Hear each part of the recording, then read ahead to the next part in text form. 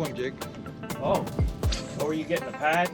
I don't know what I got, but Oh, did you? did you get it? Oh, no, you freaking blew it out of the water. Holy stuff. What's up, guys? I'm Captain Lee. That's Captain Lou. What's up, YouTube Nation? I'm back. And today we're talking about the 3 mistakes that I make all the time. So stick around. Same thing. There he is. Oh. Man, your pads was very good here. Oh no, I got slurped again. Did I get slurped? Now you lost the tail a little. There you go. Niblet swim bait. It returns. The return of the niblet. Pile of pads.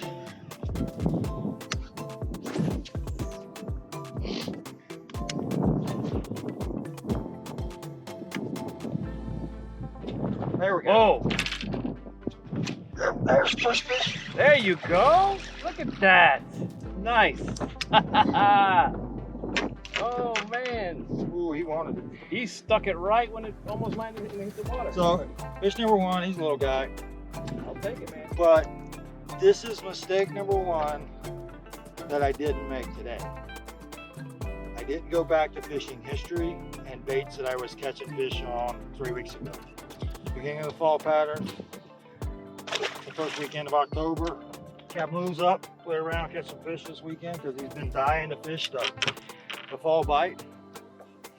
And typically it takes me a couple trips where I'm fishing my summertime baits, not getting bit, and then I have delayed intelligence syndrome when I get home and went, you moron, it's fall. Moving baits, top water, middle of the day, we've got some cloud cover. Remember what day it is when you go fishing. Choose the right bait. Don't be like I am most of the time. That was number 1. But he hit it on top though. He swirled on it.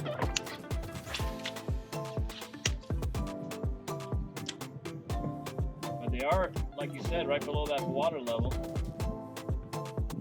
The nice one that I missed earlier was the same thing, just right below the surface.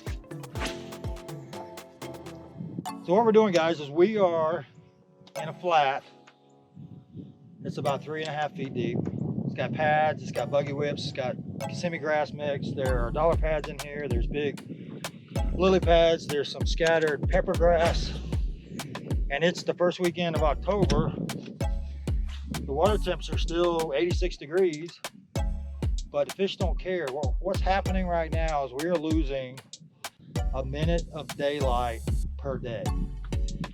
And while the water temps do play some part in triggering these fish to start moving into a fall pattern, the amount of daylight has the biggest impact.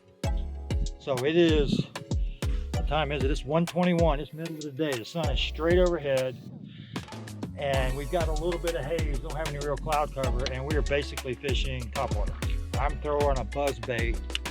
It's a buzzing gator. And I'm bringing it through these pads about just enough below the surface to ripple the surface. I'm not really buzzing it like you would a buzz frog, but I'm swimming it through the pads, imitating a bluegill, trying to get away and not be eaten. So that's what we're doing. I've got a little guy in the boat. Lou's had a strike. It's had a couple actually. And we're gonna keep wandering around here till we find some more fish, so stick around. There's some cloud cover. A cloud. That's all that matters. I'll take it.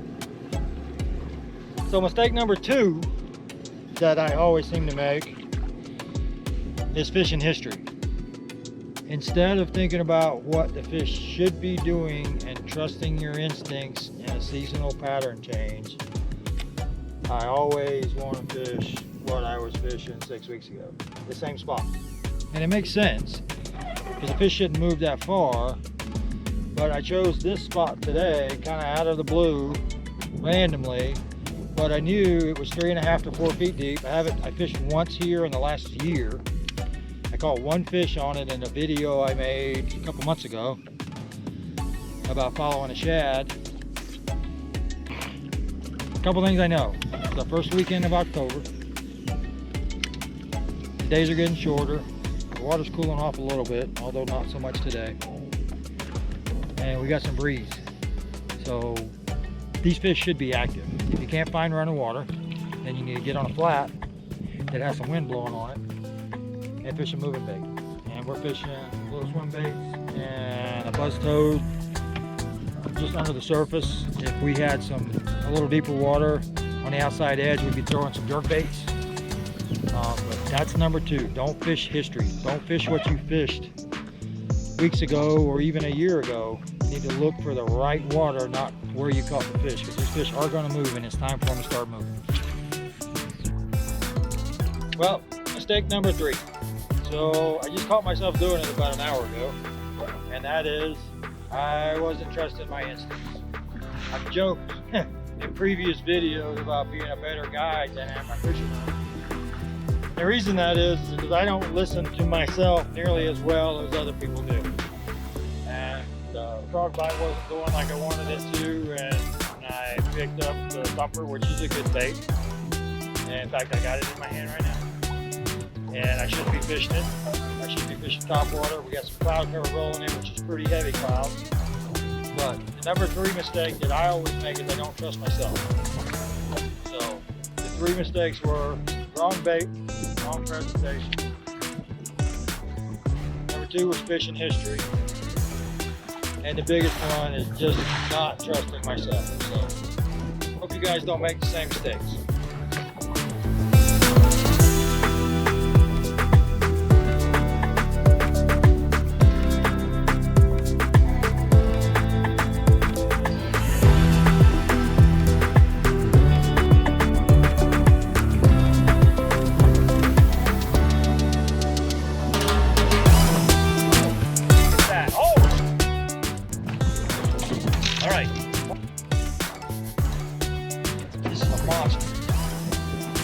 Oh my God.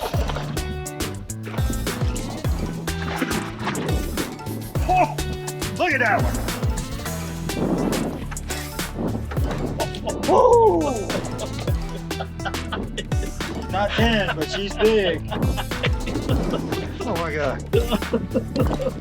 Look at this. Look at that. Oh man. Let me get my skin.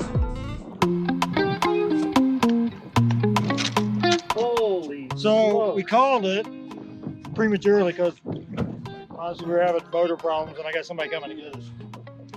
But since that weather was coming, we decided to fish back towards the house. And this is what you get when you fish back towards the house. Spready. Good job, man. We're on a chatterbait. Look at the head on with a it. wobbler trailer on it. Look at that. She's got a huge head. She would go 8. Man, that's a nice needle. She's awful skinny though. Smokes. Look at that. I'll get you some of that. Well, that's fish number 2. Whew.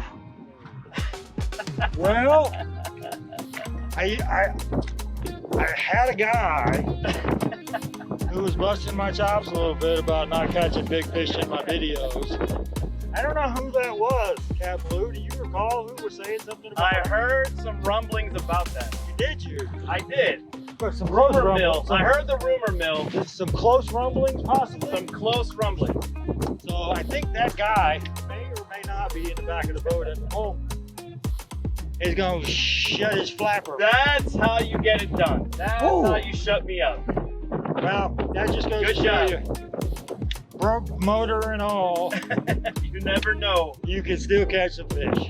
But, ooh, that was fun. Maybe we catch another one. It might be getting a little greedy.